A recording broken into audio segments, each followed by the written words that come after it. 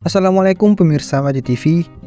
Kebangkitan kesadaran kaum muslimin untuk membebaskan Masjidil Aqsa, Yerusalem dan Palestina secara keseluruhan diantaranya dimulai oleh Imaduddin At-Tabiq Zanki Al-Malik Al-Mansur tahun 1085 sampai 1146. Ayahnya adalah gubernur Aleppo, Suriah atau Syam di bawah penguasa Malik Shah I dan Sultan Kaisaran Saljuk tahun 1072 sampai 1092. Kepemimpinan Imaduddin Zanki ini dimulai ketika dia menyatukan dua kekuatan kota Mosul dan Aleppo tahun 1127 sampai 1128. Menurut ahli tafsir dan sejarah Ibnu Katsir, Imaduddin Zanki ini adalah seorang tokoh yang ulung, sangat dihormati, sangat dihargai oleh pasukannya serta orang-orang sipil karena tidak menganiaya orang-orang yang lemah. Ia pun dikenal sangat pemberani dan kuat dalam menaklukkan kerajaan-kerajaan lain di sekitarnya untuk bersatu dan tunduk pada ajaran Islam. Namun ia juga dikenal lembut dan penyantun terhadap kaum Hawa dan berlaku dermawan kepada bawahannya. Ia meletakkan pondasi-pondasi pembangunan dan terus-menerus menyalakan semangat perjuangan yang besar dan kuat dalam upaya pembebasan negeri-negeri dari utara Syam ke arah utara Irak, yang kala itu beberapa dalam pendudukan Salibis. Dalam upayanya melanjutkan usaha pembebasan kawasan Syam melalui penaklukan kota Damaskus, Suriah tahun 1145, Imaduddin Zanki ini dibunuh oleh seorang penyusup tahun 1146. Kepemimpinan perjuangan sepeninggalnya diteruskan oleh kedua putranya, yakni Saifuddin Ghazi Zanki di Mosul serta Mahmud Nuruddin Zanki di Aleppo dan di Damaskus.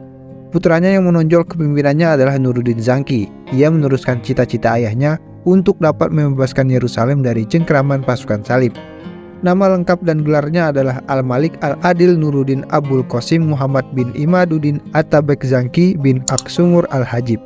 Usia hidupnya 56 tahun, dari Februari 1118 sampai Mei 1174. Nama panggilannya adalah Abu Qasim dan ia dijuluki Nuruddin atau Cahaya Agama dan Raja yang Adil, Al-Malik Al-Adil. Ia memainkan peranan yang sangat-sangat penting dalam memperbaiki keadaan masyarakat muslim di Suriah yang sebelumnya sibuk dengan konflik internal dan perselisihan mazhab. Ia menaklukkan warga dengan kesalehan dan nilai-nilai yang agung dari Allah. Kekuatan militernya tidak dilengkapi dengan persenjataan fisik yang hebat ya, tetapi ia memiliki senjata yang jauh lebih menggetarkan musuh-musuhnya, yaitu kekuatan doa dan ibadahnya.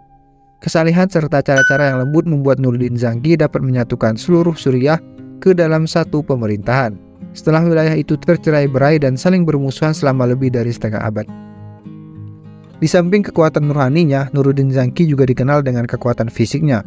Ini dibuktikan dengan keterampilannya yang luar biasa dalam berkuda dan memimpin secara langsung di medan pertempuran.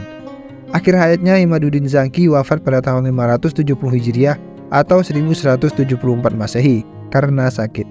Kaum muslimin di kawasan Syam mulai dari kawasan Lebanon, Suriah, Palestina hingga Mesir ketika itu meminta kepada murid Nuruddin Zanki, yakni Salahuddin Al-Ayyubi untuk mengemban amanah menjadi sultan di Suriah. Nah, kelas Salahuddin inilah yang berhasil mewujudkan cita-cita Nuruddin Zanki dan Imaduddin Zanki, yakni membebaskan Al-Aqsa dari penjajahan tentara Salib.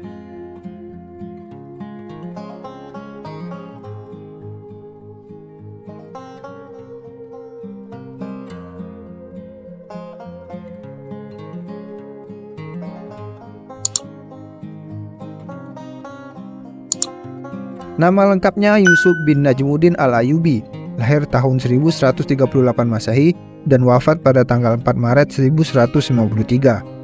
Dia merupakan seorang panglima dan pejuang muslim yang berasal dari Tikrit atau daerah utara Irak. Salahuddin ini melanjutkan perjuangan pendahulunya, yakni Nuruddin Zanki, dan pendahulu sebelumnya Imaduddin Zanki. Dia sukses dalam pertempuran Hittin tanggal 3-4 Juli 1187, salah satu dari periode penting dari sejarah Perang Salib. Pasukan muslim kala itu di bawah pimpinan Salahuddin Al-Ayyubi berhasil mengalahkan tentara Salib dan membebaskan wilayah Yerusalem. Tentu nggak serta-merta dalam 2 hari pertempuran di lapangan ya, melainkan melalui proses yang panjang dan kompleks yang telah dilakukan oleh Panglima Salahuddin. Usaha dan perjuangan Salahuddin Al-Ayyubi dalam membebaskan Masjidil Aqsa dan Palestina ini menurut Aqsa Institute ada 9 amalan kunci sukses usahanya. Apa aja? Nah, kalau kalian penasaran, ikuti terus video ini sampai habis dan jangan lupa ya untuk terus dukung channel Majid TV dengan like, subscribe, serta komen kalian. Dan tentunya share video ini agar pemirsa Majid lainnya bisa menikmati konten ini.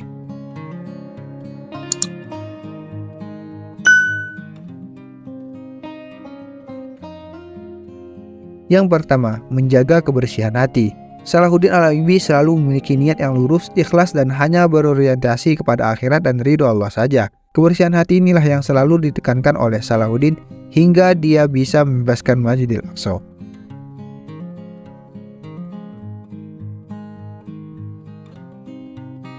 Yang kedua, menjaga sholat malam atau tahajud. Bahauddin bin Shaddad, penasihat utama Salahuddin, menceritakan bahwa Salahuddin senantiasa menunaikan sholat malam tahajud dan sangat senang mendengar bacaan Al-Quran. Di sela-sela pertempuran, dia sering duduk mendengarkan bacaan Al-Quran yang dibaca para prajuritnya hingga ia meneteskan air mata.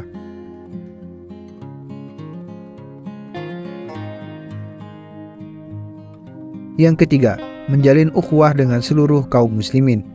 Ini terutama yang berada dalam satu visi untuk membebaskan Masjidil Aqsa. Setiap hari Senin dan Kamis, Salahuddin selalu menyempatkan diri untuk mengikuti pertemuan-pertemuan terbuka yang dihadiri para fuqaha, qadhi, dan ulama.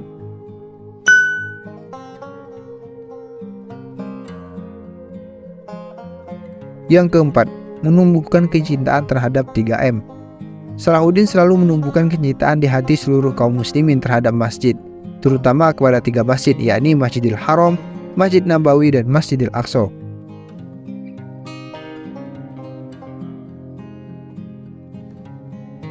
Yang kelima, mempersiapkan segala kemampuan. Pembebasan Masjid Al-Aqsa oleh Salahuddin ini bukan hanya keberuntungan. Salahuddin tentunya sudah mempersiapkan kemampuan fisik, mental, maupun spiritual dari jauh-jauh hari. Inilah yang membantu Salahuddin untuk membebaskan Masjidil Aqsa. Karena tanpa 3 kemampuan ini, mustahil untuk membebaskan Masjidil Aqsa yang kala itu dalam genggaman tentara salib. Yang keenam, mempelajari kekuatan musuh. Salahuddin selalu mempelajari dengan seksama kekuatan musuh-musuh Allah yang memerangi umat Islam, sehingga diperolehlah cara-cara menghadapinya. Sesuai dengan kata pepatah, kenali musuhmu maka kamu akan menang. Inilah strategi yang dilakukan oleh Salahuddin Al-Ayyubi. Yang ketujuh, menanamkan rasa optimisme. Salahuddin senantiasa menanamkan rasa optimisme, percaya diri, dan gairah perjuangan kepada umat Islam bahwasanya Al-Aqsa pasti akan bisa dibebaskan apabila mereka punya komitmen kepada syariat Islam. Bagi Salahuddin, membebaskan Masjidil Aqsa adalah perkara besar yang tidak akan mampu ditanggung oleh gunung-gunung sekalipun. Kehilangan Masjidil Aqsa bagi Salahuddin laksana seorang ibu yang kehilangan anak kandungnya, sehingga ia berkeliling sendiri mencari anaknya. Maka beliau terus berkeliling walaupun sendiri, menyeru kepada segenap kaum muslimin, memotivasi mereka untuk berjihad merebut kembali Masjidil Aqsa. Salahuddin nampak tidak pernah tersenyum, karena dia mengatakan, bagaimana saya bisa tersenyum ketika Masjidil Aqsa masih berada di genggaman kaum salibis. Yang ke-8, mempersiapkan kader. Salahuddin ini sangat memperhatikan bagaimana upaya mempersiapkan kader-kader terbaiknya secara berkesinambungan. Beliau mempersiapkan generasi mudanya, bahkan anak-anak di pengungsian pun ia kader untuk berjihad membebaskan Al-Aqsa dengan memberikan tempat tinggal yang layak dan pengajaran materi-materi tentang Masjidil Aqsa. Yang ke-9, bergerak sistematis. Salahuddin secara sistematis berangsur-angsur dan bertahap menggerakkan dan mengerahkan bala pasukannya untuk masuk ke Yerusalem melalui segala penjuru. Pasukan Salahuddin bergerak menuju Al-Quds melalui jalur barat. Kemudian seluruh pasukannya mengepung Al-Quds. Pengepungan ini berlangsung selama 12 hari hingga pasukan Salahuddin dapat menubangi benteng Al-Quds di sisi timur laut. Bagaimana pemirsa Maci TV? Begitulah amalan-amalan kunci sukses Salahuddin Al-Ayyubi untuk membebaskan Masjidil Aqsa, Yerusalem, dan Palestina, serta kawasan Syam yang dapat dicontoh, diikuti, dan diteruskan oleh kita generasi berikutnya. Semoga perjuangan Al-Ayyubi ini terus tumbuh di hati kita dan kita tidak melupakan penderitaan saudara-saudara kita di Palestina yang sekarang dalam gempuran kaum Zionis Israel. Semoga Allah membantu saudara-saudara kita untuk membela Masjidil Aqsa dan memberikan kemenangan kepada kaum muslimin. Amin amin ya robbal alamin. Al-Aqsa haqquna. Kalau kalian suka konten seperti ini, jangan lupa untuk terus dukung channel Maci TV dengan like, subscribe, serta komen kalian. Dan tentunya share video ini agar pemirsa Majid lainnya bisa menikmati konten ini. Semoga bermanfaat. Assalamualaikum warahmatullahi wabarakatuh.